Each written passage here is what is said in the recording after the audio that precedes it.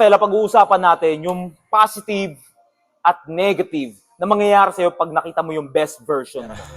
Pinabilog-bilog ko ang tao, ayaw magpasakop sa mga bobo. Gusto ko lang salohin ang mga pera ko, ayoko lang sila isabit sa mga pangarap ko. Pero bagong lahat, ito lagi talaga kasunod ng intro ko. Lagi ako umiinom ng black coffee. Tingnan mo, black. Pakita ko dyan, hindi ko alam kung aninag mo dyan, pero black to. Zero sugar.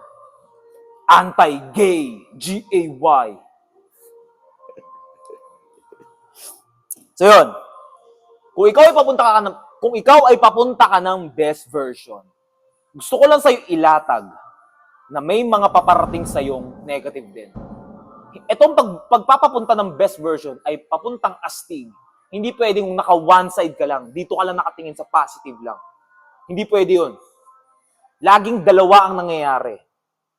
May positive at may negative. So ngayon,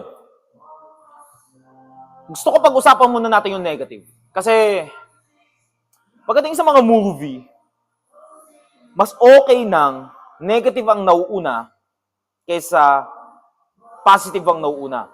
Di ba pagdating sa mga palabas, laging nahihirapan muna yung mga bida. Alam mo, negative muna, nadudurog siya ng enemy niya, dudurog siya ng mga villain, mga ganyan, ganito ganyan, nagkakamali-mali yung mga bida, di ba? Parang puro problema sa una. Pero, sa bandang huli, solution. Boom. Success. Win. Yun yung makukuha mo sa pinakang bandang huli. So ngayon, pag-usapan natin muna. Mas maganda muna kung pag-usapan natin muna yung negative. Diba? Para mas nakaka-excite. Ano yung positive? Ano yung makukuha kong reward? Mas okay yun, diba? So ngayon, dito tayo mag-focus muna sa negative na daloy na paparating sa'yo pagdating mo ng best version. Kung ikaw yung best version, nararanasan mo na to. Or lumulupit na, hindi ka pa yung masabi mo na best version na yung prime mo na 40 years old, 50 years old. Hindi. Ang point ko, yung best version mo ngayon. Yung iba sa inyo, 6 years na, 5 years na nag-i-invest. O nagsimula na nag-TikTok si Fela, nag-invest ka na doon. Ilang years na rin ako nag-TikTok. Malamang sa malamang, nakikita mo na yung resulta mo. So, palagay na natin na papunta ka na ron o nasa sitwasyon ka na ng best version. Ano ang mga daloy sa'yo na negative? Kundi yung mga taong nasa paligid mo ay maiinggit sa'yo. Pag sinabi ko maiinggit sa'yo, ito yung mga taong, yung mga pangarap nila, yung mga gusto nila, yung mga fantasy nila, ay nakukuha mo na. Kumbaga, ikaw yung gumagalaw ng pangarap nila. Kunyari, bibigyan kita example mga Fela. Yung mga nasa paligid mo, syempre worms yan. Yung mga tropa mo, mga kaklase mo, yung mga kapitbahay mo, yung girlfriend mo, ay mga worms yan. So ngayon, kapag may nagkakagusto yung mga babae, i-expect mo rin sa kanila na hindi mo maiiwasan to, kumbaga 100%, or mga kakilala mo, mga katrabaho mo kung saan man yan, merong mga maiinis sa'yo. Kasi may nagkakagusto yung babae na crush nila. Sipin mo, crush nila yun ha. Tapos sa'yo napapapunta. Kahit wala kang ginagawa. Kasi nilulupitan mo. Kasi iba yung alingaso mo, iba yung version mo, iba yung aura mo. Kasi may ininvest ka sa sarili mo. At doon na pumapasok yung inggit at yung mga panghihila pababa. Kasi sa'yo na pupunta yung mga chick eh. Hindi lang to usapan pagdating sa mga chick, mga Fela. Gusto ko lang dilinawin na hindi lang to about sa mga chick, ganyan-ganyan. Hindi. Kahit sa mga trabaho, favorite ka ng boss mo, kasi ang sipag-sipag mo, kasi mas marami kang energy kaysa sa mga worms. Mas may kapasidad ka kaysa sa mga worms. Iba yung energy mo, high energy, good. Alam mo yun, yung emotion mo mas maganda. Yung mood mo mas maganda kasi nag-workout ka.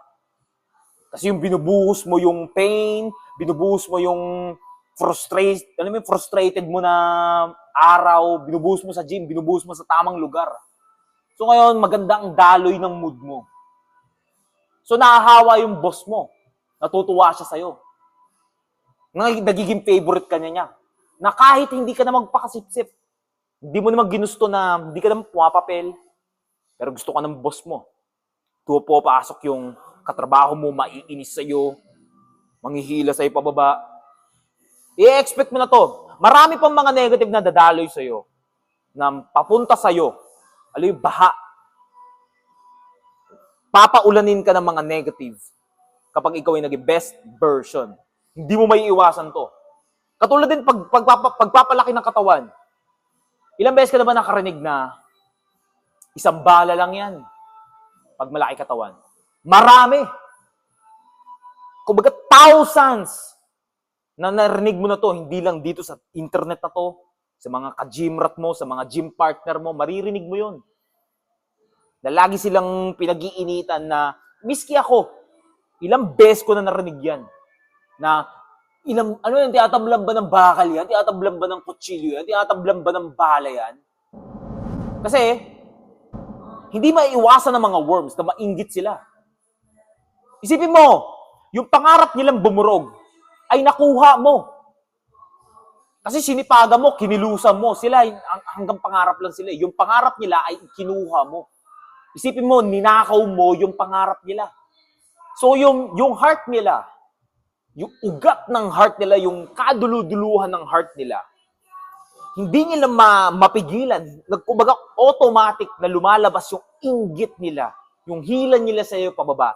Hindi lang to pagdating sa gym, pagdating sa mga fame, pagdating sa mga money, pagdating sa mga business, yung mga nasa paligid mo ay kusang maiinggit sa'yo. Hindi ko sabing lahat.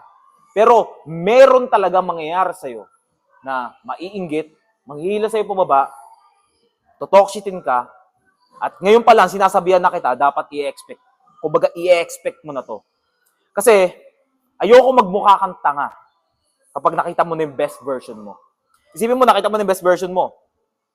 Tapos binangga ka na itong, inabulansya ka, binarurot ka ng mga negative na senaryo. Boom, binangga ka. Kumbaga, ang naging reaction mo, mukha kang tanga. Kung yari, naiinggit yung mga tropa mo, ang ginawa mo, nagsusorry-sorry ka, naiinggit, sorry, hindi, sige, yung babae nagkagusto sa akin, gusto mo, lakad kita doon, ganyan.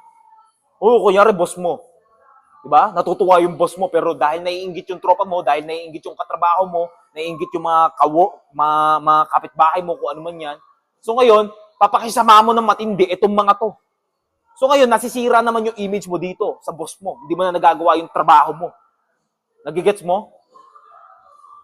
So, nagiging tanga na yung galaw mo. Hindi na siya sumasang-ayon sa sitwasyon mo. Best version ka na, pero yung panggalaw mo, pantanga. Pang old version. So yun yung kailangan mo. Kumbaga malayo ka pa lang, kumbaga nasa dulo ka pa lang, worms version ka pa, pinapatanaw ko na sa'yo na yung mga negative na paparating sa'yo kapag nakita mo na yung best version mo. Dapat i-ready mo na ano ang magiging reaction mo, ano ang magiging action mo, ano ang magiging responde mo. Pako naman tayo, fella, pagdating sa positive. So ito na yun. Ito na exciting part. Diba? Lahat naman tayo gusto natin yung mga positive, di ba?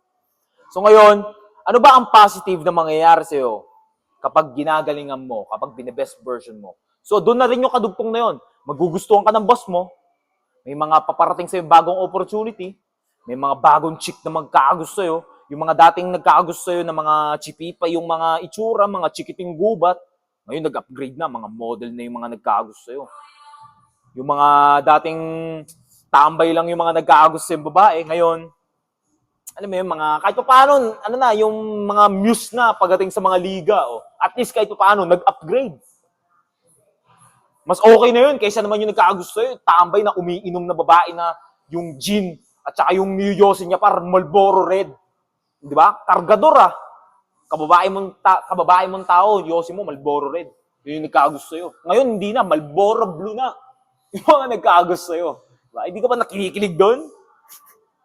Hindi lang yung pagdating sa mga chick. Alam mo yung mga fella, gusto ko lang magpatawa. Diba? Hindi lang to about sa mga chick, yung mga paparating sa'yo. Siyempre, may mga opportunity ng mga trabaho. Pagdating sa mga damit. Diba?